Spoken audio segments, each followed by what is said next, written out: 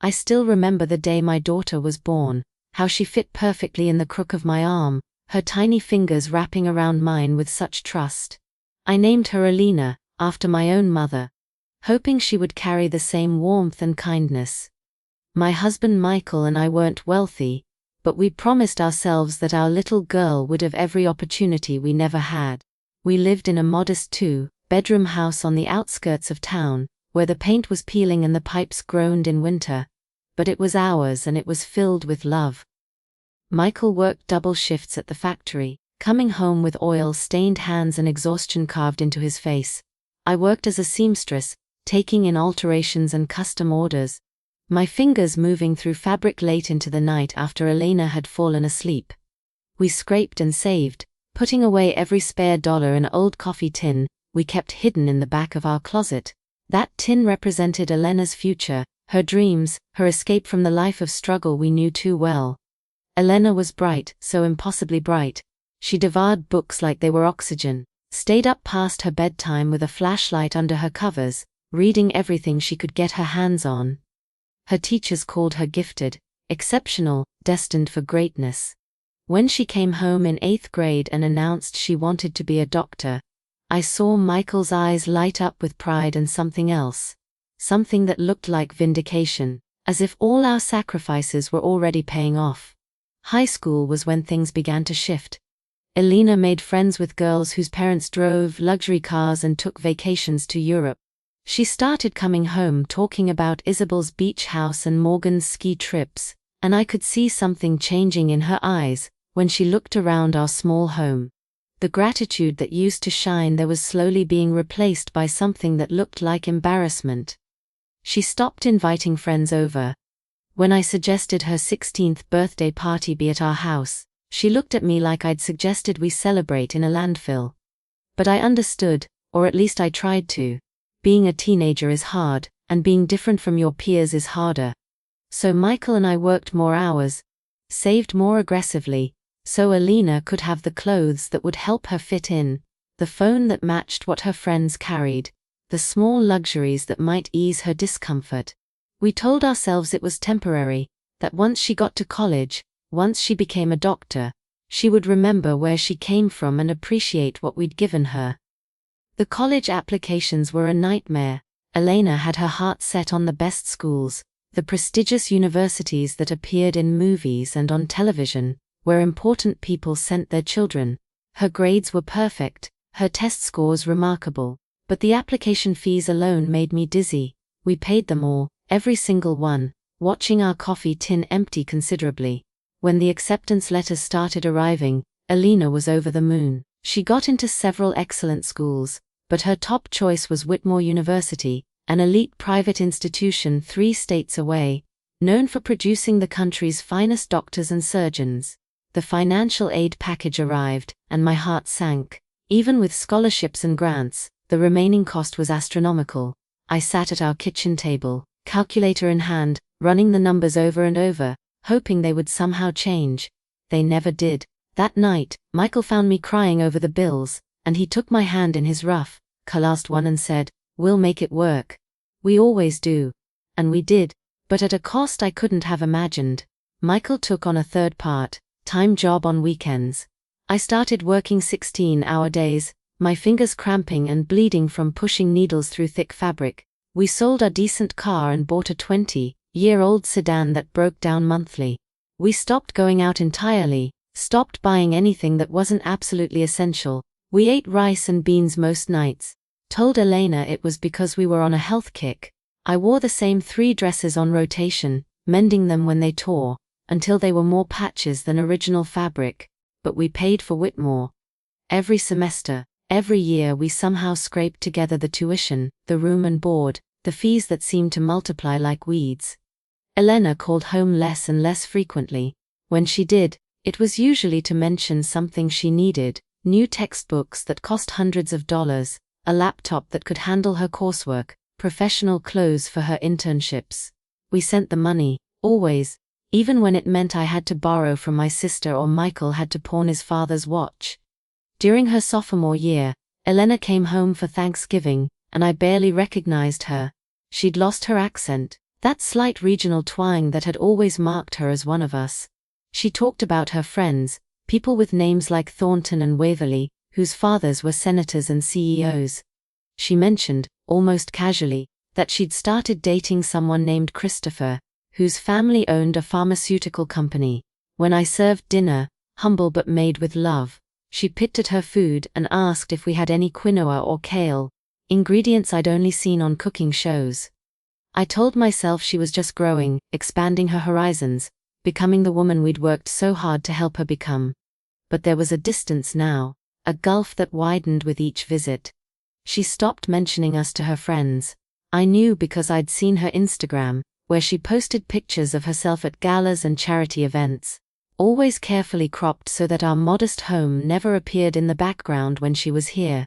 Her bio mentioned Whitmore, mentioned her volunteer work, mentioned her aspirations, but never once mentioned the parents who made it all possible. Medical school was even more expensive. Elena got into Johns Hopkins, and the pride that swelled in my chest was almost enough to numb the terror of the price tag. Almost.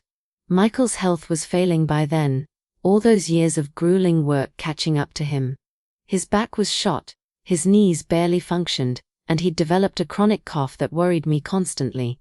But he kept working, kept pushing, because Elena needed us. We took out loans, second mortgages, anything we could get our hands on. My sister warned me we were destroying ourselves, that Elena was an adult now and should bear some of the financial burden. But I couldn't do it. Couldn't bear the thought of her drowning in debt when we could prevent it, even if prevention was killing us inch by inch. I told my sister she didn't understand, that this was what parents did, that Elena would remember our sacrifice someday and know how much we loved her. The calls from Elena became even rarer during medical school. She was busy, I understood that, but it still hurt to go weeks without hearing her voice. When she did call, she talked about her research, her rotations, her classmates who summered in the Hamptons, and whose parents donated wings to hospitals. She never asked about us, about Michael's health or my work. When I tried to tell her I was proud of her, that we were managing fine, she would cut me off, saying she had to run to a study group or a presentation. Christopher proposed to her during her 3rd year of medical school, and Elena called me sobbing with joy. My heart lifted, hoping this meant she was coming back to us, that happiness had reminded her of family. She described the ring, a 3-carat diamond that cost more than our house, and told me about Christopher's proposal on his family's yacht. When I asked when we could meet him, there was a long pause. She said they were so busy with school and his work at his family's company, but maybe soon, maybe during the holidays. The holidays came and went.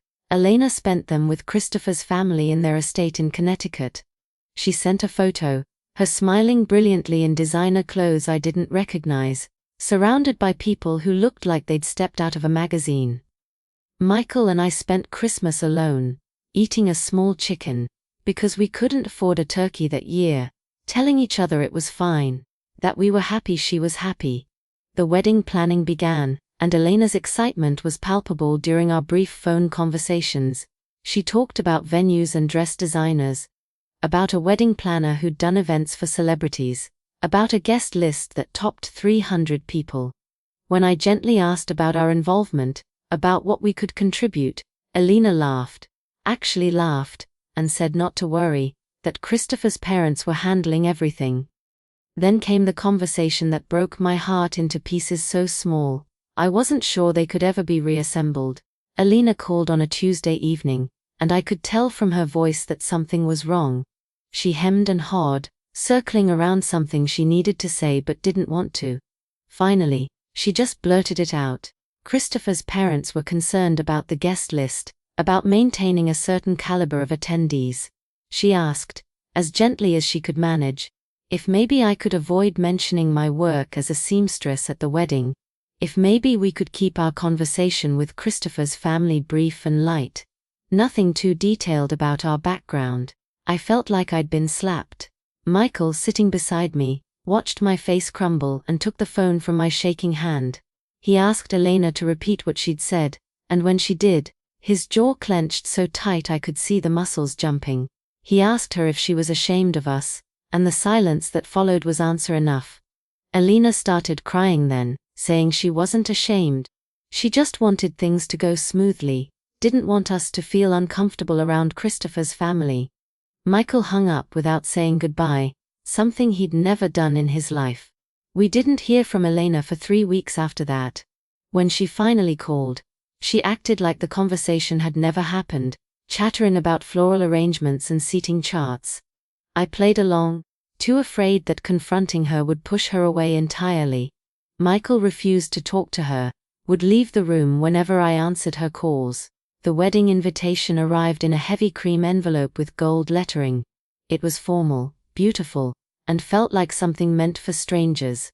We were invited to the ceremony and reception at the Grandview Estate, a venue I'd looked up online with a sinking stomach. When I saw the usual rental price, below the main invitation was a smaller card with our names, informing us we were seated at table 23. When I later saw the seating chart Alina had posted online, I realized table 23 was at the very back of the reception hall, tucked behind a pillar, grouped with Christopher's distant relatives and his parents' accountant's family. Michael didn't want to go. He said he'd rather die than watch his daughter pretend he didn't exist in front of a crowd of wealthy strangers. But I begged him, told him it might be the last chance to reach her, to remind her who she was and where she came from. Reluctantly he agreed, and we spent money we absolutely didn't have on appropriate attire. I made my own dress, a simple but elegant navy gown that took me 3 weeks of late-night sewing.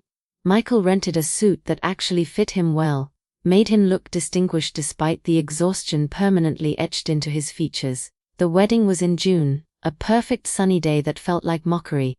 The Grandview Estate was spectacular, all manicured lawns and flowering gardens, with a grand ballroom that could have housed our entire neighborhood. We arrived feeling completely out of place, surrounded by people in designer clothes making casual conversation about their vacation homes and stock portfolios. No one spoke to us, and we didn't speak to anyone, just found our seats at the distant table 23 and waited. Elena looked absolutely stunning walking down the aisle, a vision in a custom wedding gown that probably cost as much as a car. But when her eyes swept over the crowd, they skipped right over us, not even a flicker of acknowledgement. The ceremony was beautiful, impersonal, officiated by a judge who was apparently a family friend of the groom's. They exchanged vows about partnership and growth, about building a future together, with no mention of family or heritage or the people who raised them. The reception was worse. Elena and Christopher made their rounds, stopping at each table to greet guests. They spent long minutes with the tables near the front, where important people sat, laughing and posing for photos. As they worked their way back, their stops became briefer, more perfunctory. When they finally reached table 23, nearly 2 hours into the reception, Elena's smile was strained. She introduced us to Christopher as Michael and Patricia. No mention of Mom and Dad, no acknowledgement of our relationship. Christopher shook our hands with the practiced politeness of someone who'd been raised on etiquette, but felt no genuine warmth. He thanked us for coming, said something bland about hoping we were enjoying ourselves, and then they were moving on to the next table. The whole interaction took maybe 90 seconds. Elena didn't hug me, didn't kiss Michael's cheek, didn't say she loved us or was glad we were there. We were just another obligation checked off her list. I watched my daughter through the rest of the reception, saw her laughing with her new in-laws, dancing with Christopher's father, giving a speech about love and gratitude, where she thanked Christopher's parents for welcoming her into their family, for their support and guidance. She never once mentioned us, not once. When the photographer called for family photos, we weren't included. We sat at table 23, behind our pillar, invisible and forgotten. We left before the reception ended. Couldn't bear another moment of watching Elena pretend we didn't exist. Michael cried on the drive home, something I'd only seen him do twice before in our entire marriage. He said he felt like we'd raised a stranger, like the daughter we loved had died and been replaced by someone wearing her face. I tried to comfort him, but I felt the same way, a grief so profound it felt like physical pain. Months passed with minimal contact. Elena was busy with her residency, married life, building her new existence. When she did call, it was always brief, distracted, as if talking to us was an item on a to-do list rather than something she wanted to do. She never invited us to visit her and Christopher's new home, a townhouse in an upscale neighborhood that we knew about only from the photos she posted online. Then Michael got sick, really sick. The cough that had worried me for years turned into something that left him gasping for air. The diagnosis came like a death sentence late, stage lung disease, probably from years of exposure to chemicals at the factory and a lifetime of overwork. The doctors said he needed treatment, expensive treatment, and they said it with the apologetic tone of people who already knew we couldn't afford it. I called Elena, left voicemails, sent texts. I didn't want to tell her by message, wanted to hear her voice, to have her comfort me during this nightmare. She didn't call back for 3 days. When she finally did, she was irritated, saying I'd worried her with all the urgent messages. When I told her about Michael, about his diagnosis, there was a long pause. Then she said, and I'll never forget this, "Well, what do you want me to do about it? I'm not an oncologist and I'm drowning in my residency. I can't just drop everything." I wasn't asking her to drop everything. I was asking her to care, to acknowledge that her father, the man who'd worked himself into an early grave to pay for her dreams, was dying. I told her we needed help, that the treatments were beyond what we could manage. She sighed, actually sighed, and said she'd see what she could do, but that money was tight with her student loans.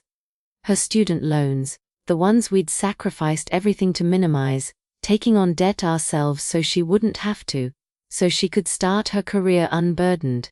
I wanted to scream, to reach through the phone and shake her, to make her remember all the nights she'd gone to bed in our house, while Michael and I sat at the kitchen table, trying to figure out how to pay for her next semester. But I didn't. I just thanked her quietly and hung up. She sent a check for $500 a week later, with a note saying it was all she could spare. $500. When Michael needed treatments that cost tens of thousands. $500 from the daughter, who just posted photos of her anniversary weekend at a luxury resort with Christopher. I cashed the check because we needed every penny, but it felt like blood money, a tiny payment to assuage guilt she should have been drowning in. Michael declined rapidly. The treatments we could afford weren't enough, weren't even close.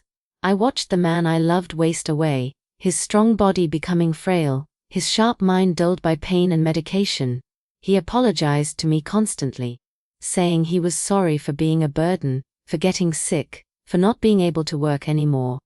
I held his hand and told him he had nothing to apologize for, that he'd given everything he had and more. Elena came to visit once during those months, stayed for barely 2 hours. She looked uncomfortable the entire time, kept checking her phone, clearly eager to leave. She hugged Michael awkwardly, told him to stay strong, and then complained to me in the hallway about how depressing it was to see him like this. She left before dinner, claiming she had an early morning. I watched her expensive car pull away from our driveway and felt something inside me break irreparably. Michael died on a Tuesday in October, quietly, holding my hand as the sun came up. I called Elena from the hospice, and she cried, real tears that I could hear through the phone. She said she'd come right away, that she'd handle the arrangements, that I shouldn't worry about anything. For a brief moment, I thought maybe grief would bring back my daughter, would remind her of the love we'd shared. She arrived the next day with Christopher, both dressed in expensive black clothes that looked like they'd come straight from a funeral fashion editorial. Elena hugged me, and it felt almost real, almost like the embraces we'd shared when she was young. Then she started talking about the arrangements, and I realized she'd already planned everything without consulting me. The funeral would be at Westbrook Memorial, a mid-range facility that was nice but not the cheapest option. She'd selected a casket, planned a service, hired a caterer. When I quietly mentioned that Michael had wanted to be buried in his family's plot at St. Mary's, the small cemetery where his parents rested, Elena frowned. She said Westbrook was more convenient, had better facilities, would be easier for her friends who wanted to pay respects. Her friends, people who'd never met Michael, who'd never known the man he was. I didn't have the energy to fight her, so I just nodded. The funeral was small, attended mostly by our neighbors, and a few of Michael's old co-workers. Elena had invited some of her medical school friends and colleagues, who stood in a cluster near the back, whispering amongst themselves. Christopher's parents didn't come, which Elena apologized for repeatedly, as if their absence was the tragedy rather than Michael's death. During the service, Elena gave a eulogy that sounded like it had been written by someone who barely knew her father. She talked about his work ethic and dedication, but there was no warmth, no personal stories, no real love in her words. After the burial, there was a small reception at Westbrook. Elena played the grieving daughter well, accepting condolences with tears that seemed genuine. But I overheard her talking to one of her friends, complaining about having to take time off from her residency, about how behind she'd be when she got back. She said, and I heard this clearly, "I know it sounds awful, but at least now we don't have to worry about their medical bills adding up." I felt my grief crystallize into something harder, something colder. Their medical bills, as if Michael's illness had been an inconvenience to her, a financial liability, rather than the suffering of the man who'd given her everything. I excused myself from the reception, went outside to the parking lot, and sat in our old car, sobbing until I couldn't breathe. Elena stayed for 2 days after the funeral, supposedly to help me get affairs in order. Mostly, she went through the house, taking things she claimed had sentimental value. She took Michael's nice watch, the one he'd bought himself after his first promotion, the one luxury he'd ever allowed himself. She took photo albums and some of my mother's jewelry. She suggested, gently, that I should think about selling the house, that it was too big for me alone, that I could move into a nice apartment somewhere smaller and more manageable. She didn't offer to let me live with her and Christopher, didn't suggest I move closer to where she was. She just wanted me packaged away neatly, out of sight. After she left, I sat in our empty house, surrounded by Michael's absence and Elena's rejection, and tried to figure out where everything had gone so wrong. I found the old coffee tin in the closet, the one we'd started filling when Elena was born. It was empty, of course, drained dry to feed the insatiable beast of her education and ambitions.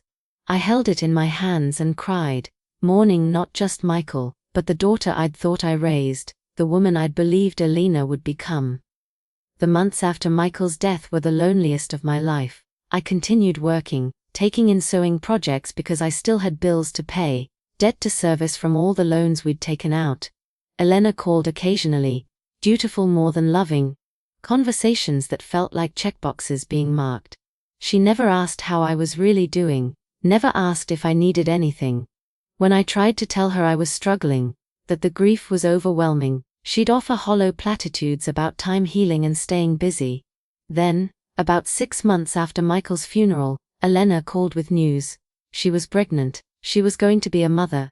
I felt a complicated surge of emotions, grief that Michael would never meet his grandchild, hope that maybe motherhood would soften Elena, help her understand the depth of a parent's love and sacrifice. I congratulated her, asked about her health, offered to help in any way I could.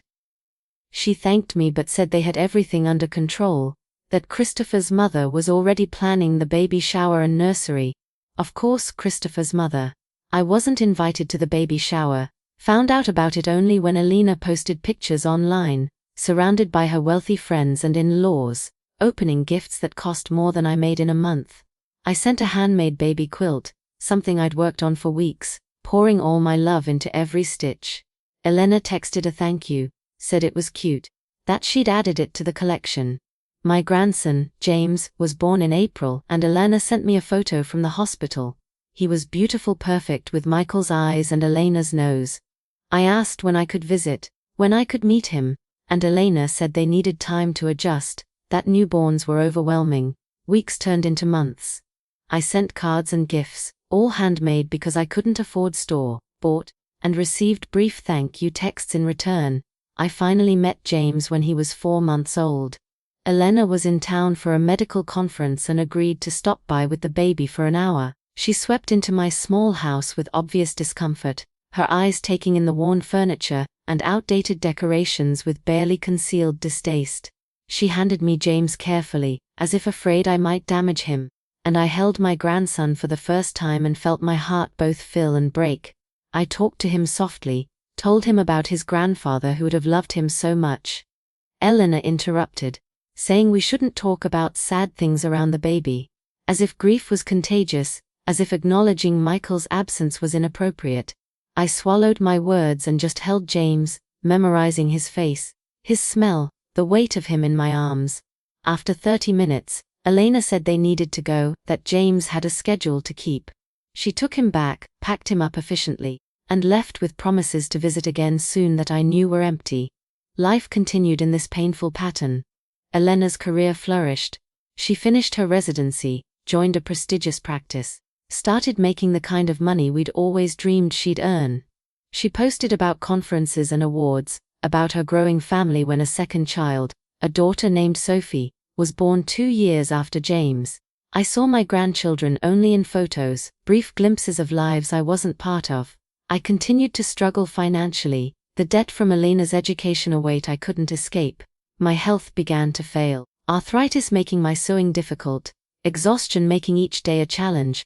I applied for assistance programs, swallowed my pride and accepted help from community services.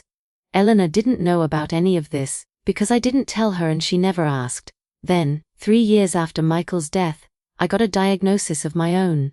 Breast cancer, aggressive, requiring immediate treatment.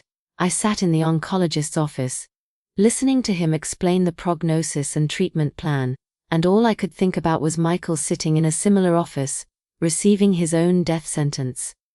The doctor asked about my support system, about who would help me through treatment, and I realized I had no one. My sister had passed away the year before, my neighbors were elderly themselves, and my daughter was a stranger who happened to share my blood. I called Elena from the parking lot of the medical center. She answered on the 3rd ring, distracted, clearly in the middle of something else. I told her about the cancer, about the treatment I'd need, and there was silence. Then she said, "Mom, why didn't you go for regular checkups? This could have been caught earlier." Not concern, not compassion, blame. As if I hadn't gone for regular checkups because I couldn't afford them, because every dollar went to paying off the debt from her education. I didn't say that though. I just asked if maybe she could help, if maybe I could stay with her during treatment since I'd be too weak to manage alone. Another pause, longer this time. Then explanations about how small their house was, how busy their schedules were with Christopher's work, and her practice and 2 small children. She said she'd look into facilities for me, somewhere I could get care. Facilities. She wanted to put me in some kind of institution rather than care for me herself, rather than let me stay in the home we'd mortgaged to pay for her dreams. Something in me snapped. Years of swallowed words, suppressed hurt, and accumulated grief came pouring out. I asked her if she remembered who paid for Whitmore, who sacrificed so she could go to Johns Hopkins, who worked themselves to death so she could have everything she wanted. I asked her if she felt anything at all, any gratitude, any love, any sense of obligation to the parents who gave her everything. She was quiet for a moment, then said coldly, "I never asked you to do any of that. You made your choices. I'm not responsible for your financial decisions." My heart stopped. Literally felt like it stopped beating. My daughter, my Elena, the child I'd carried and birthed and raised and sacrificed for, was telling me she bore no responsibility for my situation, that my decades of love and sacrifice meant nothing. I asked her how she could say that, how she could be so cruel, and she said she had to go, that she had surgery scheduled and needed to prep. She hung up. My daughter hung up on me as I sat in my car, having just been diagnosed with cancer, alone and terrified. I cried until I couldn't see, until my throat was raw and my body ached. Then I drove home to my empty house, and began planning how I would face cancer the same way I'd faced everything else, since Michael died alone. I started treatment, and it was as brutal as everyone said it would be. The chemotherapy made me violently ill, the radiation left me burned and exhausted. I lost my hair, lost weight I couldn't afford to lose, lost entire days to pain and nausea. I couldn't work, couldn't do much of anything except try to survive each day. My savings evaporated, bills piled up. I sold what little I had of value, including my wedding ring, the one thing of Michael's I'd kept. Elena called once during this time, a brief check-in that felt obligatory. She asked how treatment was going, and I told her it was hard, that I was struggling. She said she was glad I was getting care, and that she had to run but would talk soon. She didn't call again for 2 months. I survived, somehow.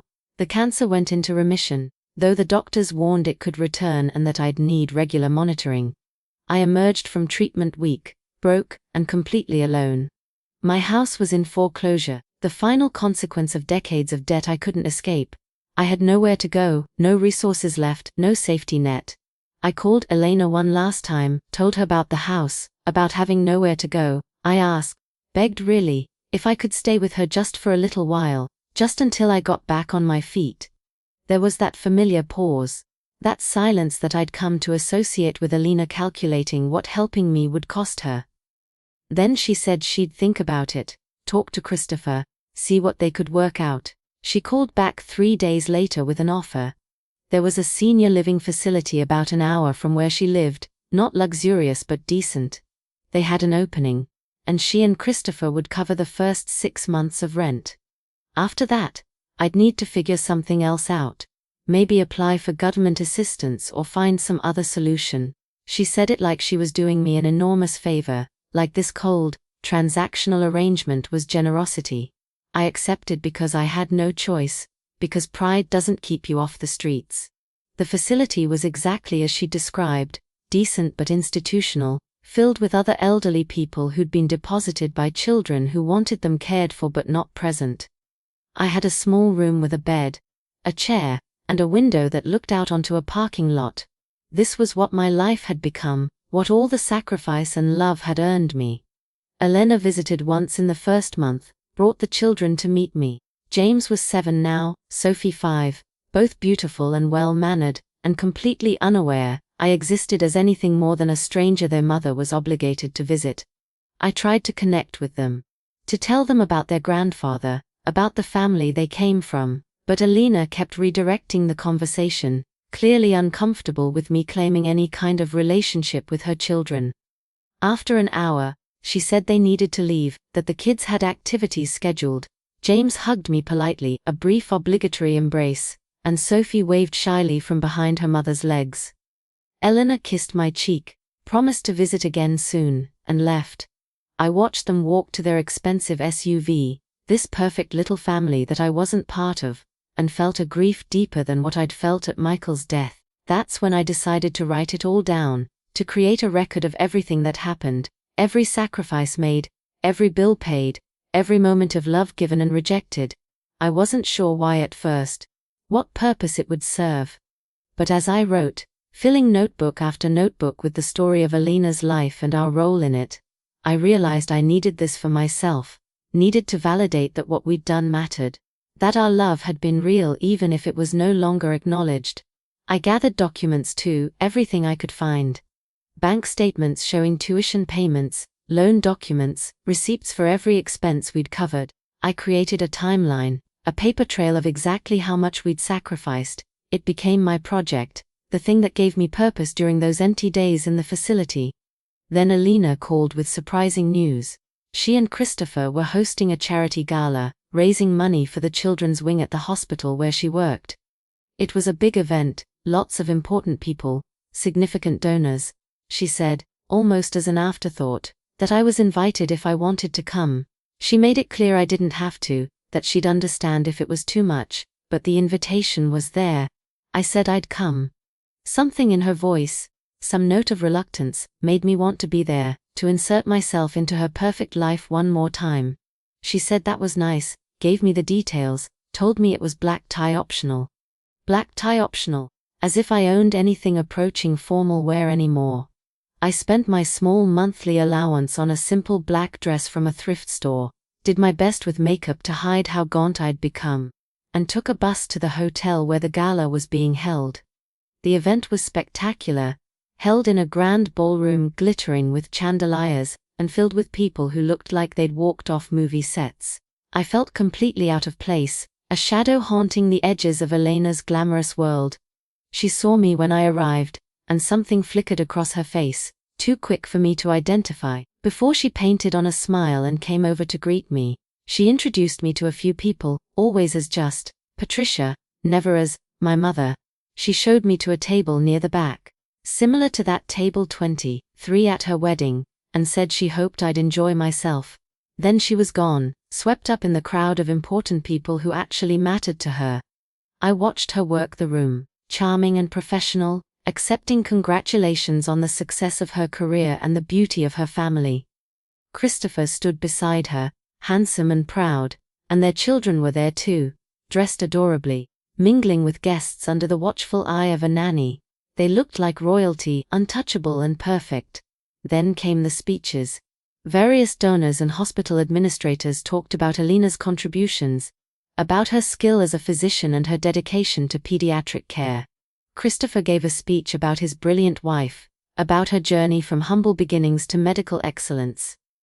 Humble beginnings, as if she'd pulled herself up by her bootstraps alone, as if Michael and I had never existed. Finally, Alina took the microphone. She thanked everyone for coming, for their generous donations, for supporting a cause close to her heart. She talked about what inspired her to become a doctor, about wanting to help children, about the responsibility she felt to give back. She thanked Christopher for his unwavering support, thanked his parents for welcoming her into their family, thanked her colleagues for their mentorship. She never mentioned us. Not once. Not Michael, who died funding her dreams. Not me, sitting in the back of the room, wearing a thrift store dress, having lost everything to her ambitions. I was erased, written out of her story completely, as if she'd spontaneously emerged fully formed into the medical profession without any help at all.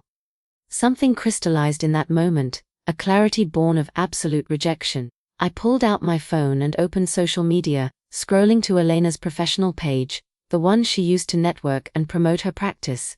I started a new post, my hands surprisingly steady, and I began uploading documents, bank statements, receipts, loan papers, everything I'd gathered.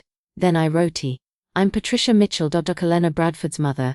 Tonight, I'm watching my daughter accept accolades for her incredible career without acknowledging the people who made it possible. My late husband Michael and I were not wealthy, but we sacrificed everything to give Elena opportunities. We worked multiple jobs, lived on almost nothing, and took out devastating loans to pay for her education. We funded every semester at Whitmore University, every year at Johns Hopkins Medical School, asking nothing in return except that she remember where she came from and who loved her. Instead, we were slowly erased from her life. She became ashamed of her working-class parents, hid us from her wealthy friends, reduced us to embarrassments to be managed. When Michael died from illness brought on by decades of overwork, Alina spent 2 days at his funeral before returning to her life. When I was diagnosed with cancer, she offered me 6 months in a facility instead of a place in her home. Tonight, she thanked everyone who helped her become a doctor, except the 2 people who gave their entire lives to make it possible. I'm not posting this for sympathy or money. I'm posting it because the truth matters.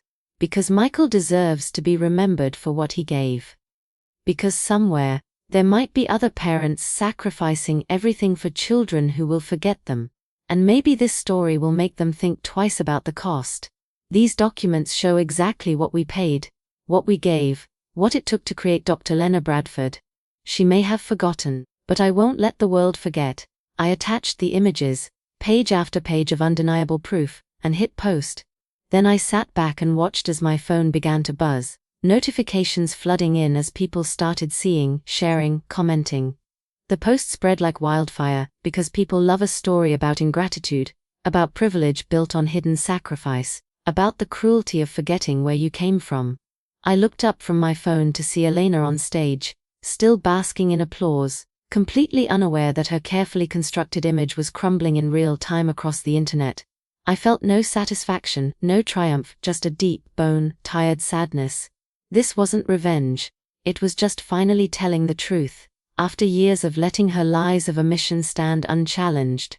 The gala continued for another 20 minutes before I saw it happen. Someone showed Christopher something on their phone. His face went pale, then red. He pulled out his own phone, scrolled, then immediately found Alana in the crowd.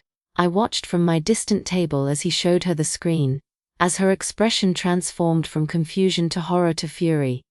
Her eyes scanned the room and locked onto me, sitting alone in the back, phone still in my hand.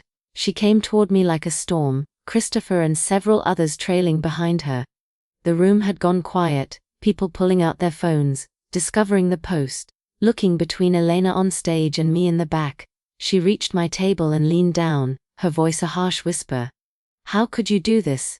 How could you humiliate me like this at my own event? I looked at my daughter, really looked at her, and saw a stranger. I didn't humiliate you, Elena. I just stopped protecting you from the consequences of your choices. Everything in that post is true. You're trying to ruin my career, destroy my reputation. I'm trying to make you remember you had parents who loved you. That's all we ever wanted. Just to be remembered, to be loved back. Christopher stepped forward, his face tight with anger. We could sue you for this, for defamation. It's not defamation if it's true, I said quietly. And every word is true. Every document is real. Take me to court if you want. Let a judge see exactly what your wife cost us, what she took without ever looking back. Elena's eyes filled with tears, but I couldn't tell if they were from rage or shame or just frustration at being exposed. I never asked you to sacrifice everything. That was your choice. You were our child. You don't ask your parents to love you. They just do. But you do owe them honesty, recognition, basic decency. You owed us the truth about who made your life possible. The room was watching now, hundreds of eyes on this confrontation. Elena's perfect gala had become a public spectacle, her private shame made visible. She straightened up, trying to compose herself, to salvage something from the wreckage. We're leaving, she announced to Christopher, to the nanny, to anyone listening. This event is over. But it wasn't over. As she turned to go, an older woman approached her, someone who'd been sitting at one of the front tables. She touched Elena's arm gently. Dr. Bradford, I'm Margaret Whitmore. My grandfather founded Whitmore University. Elena's face shifted, recognition and anxiety mixing. Mrs. Whitmore, I'm so sorry about this disruption. Don't apologize. The woman interrupted. I've been reading your mother's post. Those bank statements show my family's scholarship program failed you. We gave you financial aid, but clearly not enough. Your parents shouldn't have had to destroy themselves to fill the gap. She glanced at me, then back at Elena. My grandfather built that university believing education could transform lives. But not like this. Never at this cost. Another person stepped forward, a distinguished man in an expensive suit. Dr. Bradford, I'm Harold Chen, one of the hospital board members. I think we need to have a serious conversation about the values we promote at our institution. This story reflects poorly on all of us. More people gathered, some supportive of Elena, others clearly disturbed by what they'd read. The event dissolved into chaos, small groups forming, phones out, everyone reading and discussing the post that had detonated in their midst. Elena stood frozen in the center of it all, her perfect evening transformed into a nightmare of her own making.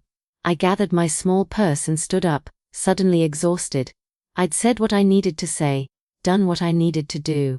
Whatever happened next wasn't my responsibility. As I walked toward the exit, I passed James and Sophie, standing with their nanny, confused by the adult drama swirling around them. James looked at me with Michael's eyes, and I stopped. Your grandfather's name was Michael, I said softly. He loved you before you were born. He would have given you everything. Just like he gave your mother everything. Remember that, please. Remember that you come from people who knew how to love. The nanny tried to pull the children away, but James kept looking at me, something thoughtful in his young face. Then I was out of the ballroom, into the cool night air, breathing deeply for what felt like the first time in hours. The post went viral, as these things do in our modern age. News outlets picked it up, mommy bloggers debated it, financial experts calculated the actual cost of what we'd paid. Elena's practice released a statement saying it was a private family matter, but the perfect image had cracks now, visible faults that couldn't be airbrushed away. I expected Elena to lash out, to come after me legally or publicly. Instead, she went silent. Days passed, then weeks with no contact. The story eventually faded from the news cycle, replaced by newer scandals and fresher outrage. I went back to my quiet life in the facility, my small room, my routine of meals and medication and waiting. Then, 6 weeks after the gala, Elena appeared at the facility unannounced. The front desk called my room, said I had a visitor, and my heart jumped despite everything. When I came down to the common area, she was there, looking smaller somehow, less polished than usual. Her eyes were red, her expensive clothes rumpled like she'd been wearing them too long. We sat in a corner, away from other residents and their visitors. For a long moment neither of us spoke. Then Alina said, very quietly, "I've been in therapy since the gala." Christopher insisted, said I needed help or he was taking the kids and leaving. I didn't know what to say, so I just listened. My therapist asked me to write down everything I remembered about my childhood, about you and Dad, and I realized I'd rewritten it all in my head. Made you smaller, less important, because it was easier than carrying the weight of what you'd given me. She looked up, meeting my eyes. I told myself I'd earned everything on my own, that I deserved my success because I worked hard. And I did work hard. But I couldn't have worked at all without you. Tears started falling, real ones this time, the kind that come from deep pain finally acknowledged. Dad died because of me. He worked himself to death paying for my education, and I didn't even stay at his funeral more than 2 days. I didn't help when he was sick. I let him die knowing I was ashamed of him. He died knowing he'd given you the world. I said, my own voice breaking. Never regretted it. He only regretted that you stopped loving us back. I never stopped loving you, Elena whispered. I just stopped showing it. I stopped being brave enough to claim you in front of people I thought were better than us. Better than you. And they weren't. They were just richer. That's all, just richer. She reached into her bag and pulled out an envelope, thick with papers. I've been working with my financial advisor. This is a repayment plan for everything you and Dad spent on my education. Every tuition payment, every loan you took out, everything. With interest. It's going to take a few years, but I'm going to pay it all back. Alina, I don't want your money. I know. But I need to give it. I need to understand what it meant, what you sacrificed. My advisor nearly had a heart attack when he saw the numbers, asked how you even survived. And I couldn't answer him, Mom. I couldn't explain how you did it because I never bothered to ask, never wanted to know. She put another paper on the table. This is a deed transfer for the house on Maple Street. Christopher's family owns it as a rental property. They're transferring it to you, fully paid, no mortgage. It's not as nice as some houses, but it's yours. You don't have to live here anymore. I looked at the papers, at this daughter who'd caused so much pain, who was now trying to make amends. Why now? Why after all this time? Because James asked me why I never talked about his grandparents. He said you told him his grandfather loved him, and he wanted to know more. And I realized I'd stolen from my own children, taken away their history, their heritage, because I was too proud to admit where I came from. She wiped her eyes. I've told them everything now. Showed them pictures of you and Dad, told them about the coffee tin and the sacrifices and the love. James wants to know you. Sophie does too.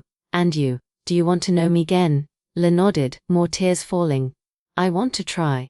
I know I don't deserve forgiveness. I know saying sorry doesn't fix years of cruelty and neglect. But I want to try to be the daughter you raised me to be, the one who existed before I got lost in ambition and shame. I reached across the table and took her hand.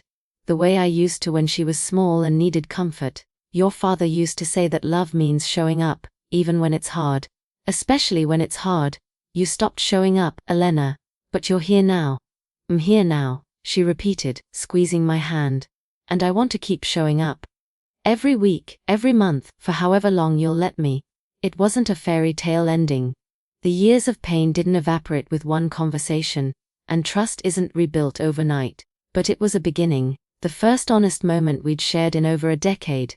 We sat there in that common area of the facility, holding hands.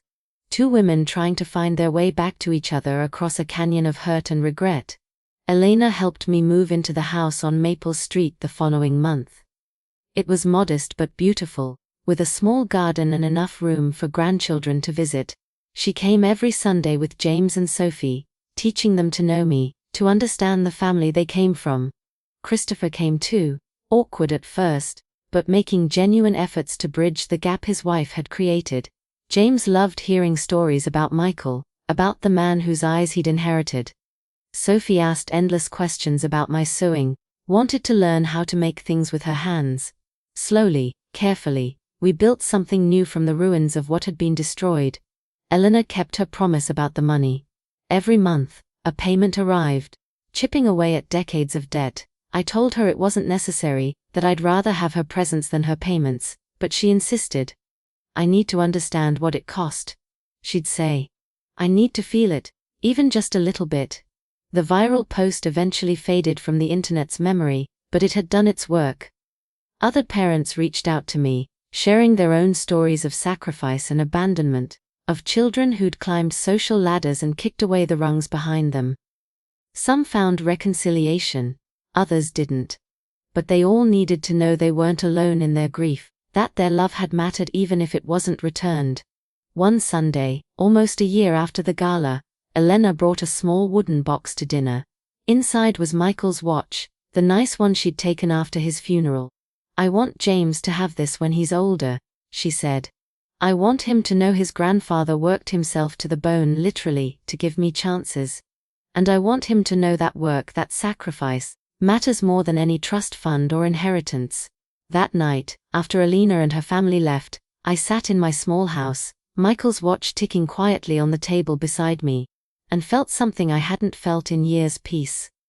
Not because everything was fixed or forgiven, but because the truth had been told and acknowledged, because love had finally been answered with love, even if the reply came late.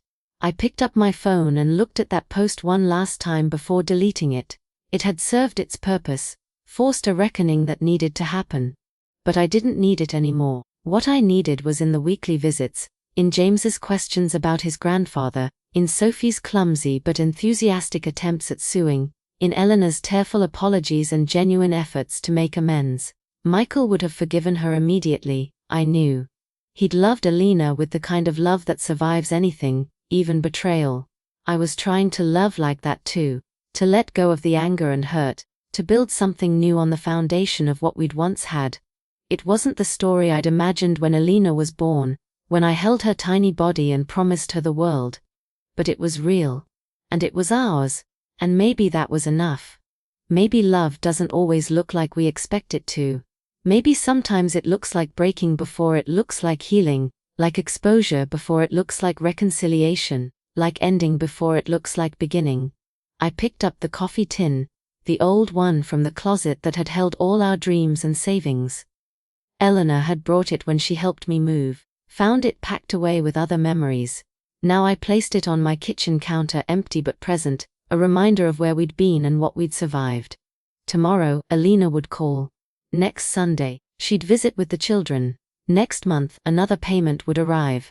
And slowly, payment by payment, visit by visit, apology by apology, we'd continue rebuilding what had been broken. Not perfect, not whole, but enough. Finally, blessedly enough. I looked at Michael's photo on the mantel, the one from our wedding day when we were young and poor and foolishly optimistic. She came back. I whispered to him. Our girl found her way home. And in the quiet of that small house, surrounded by the evidence of our sacrifice and our survival, I could always hear him say what he always said when things were hard. Love means showing up. Elena was showing up now, and so was, and maybe in the end that's all forgiveness really is, choosing to show up, again and again, until the distance between broken and whole becomes too small to measure.